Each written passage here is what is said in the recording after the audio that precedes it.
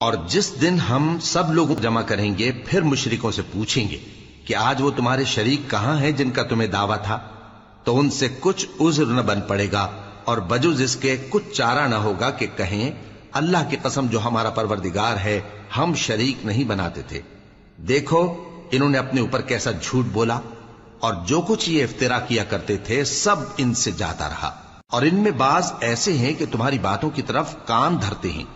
اور ہم نے ان کے دلوں پر تو پردے ڈال دیے ہیں کہ ان کو سمجھ نہ سکیں، اور کانوں میں بوجھ ڈال دیا ہے کہ سن نہ سکیں،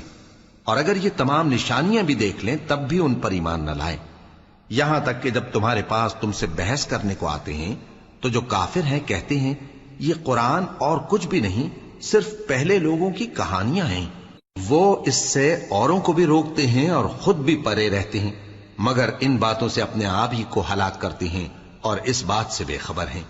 کاش تم ان کو اس وقت دیکھو جب یہ دوزخ کے کنارے کھڑے کیے جائیں گے اور کہیں گے کہ اے کاش ہم پھر دنیا میں لوٹا دیے جائیں تاکہ اپنے پروردگار کی آیتوں کی تکذیب نہ کریں اور مومن ہو جائیں۔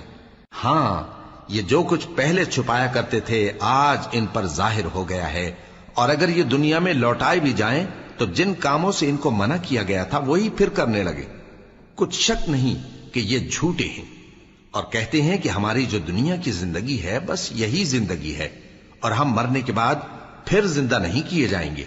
اور کاش تم ان کو اس وقت دیکھو جب یہ اپنے پروردگار کے سامنے کھڑے کیے جائیں گے، وہ فرمائے گا کیا یہ دوبارہ زندہ ہونا برحق نہیں؟ تو کہیں گے کیوں نہیں، ہمارے پروردگار کی قسم بالکل برحق ہے۔ اللہ فرمائے گا اب کفر کے بدلے جو دنیا میں کرتے تھے عذاب کے مزے چکھو۔ جن لوگوں نے اللہ کے روبرو حاضر ہونے کو جھوٹ سمجھا وہ گھاٹے میں آ گئے، یہاں تک کہ جب ان پر قیامت ناگہاں آ موجود ہوگی تو بول اٹھیں گے کہ ہائے اس کوتاہی پر افسوس ہے جو ہم نے قیامت کے بارے میں کی، اور وہ اپنے اعمال کے بوجھ اپنی پیٹھوں پر اٹھائے ہوئے ہوں گے۔ دیکھو جو بوجھ یہ اٹھا رہے ہیں بہت برا ہے،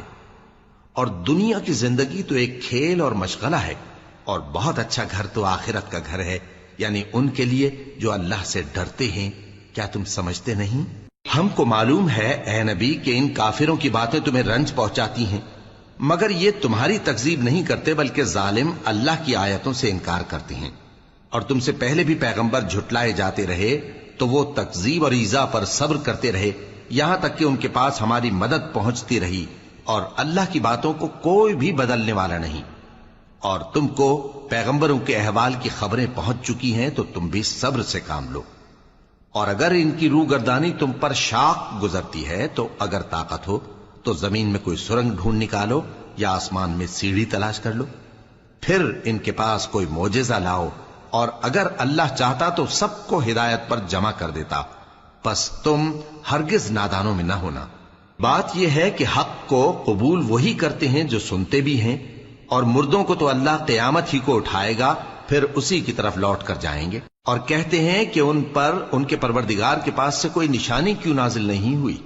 کہہ دو کہ اللہ نشانی اتارنے پر قادر ہے، لیکن اکثر لوگ نہیں جانتے۔ اور زمین میں جو چلنے پھرنے والا حیوان یا اپنے پروں سے اڑنے والا پرندہ ہے ان کی بھی تم لوگوں کی طرح جماتے ہیں۔ ہم نے کتاب یعنی لوح محفوظ میں کسی چیز کے لکھنے میں کوتاہی نہیں کی،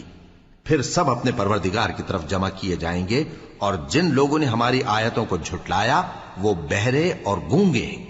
اس کے علاوہ اندھیروں میں پڑے ہوئے ہیں۔ جس کو اللہ چاہے گمراہ رہنے دے اور جسے چاہے سیدھے رستے پر چلا دے۔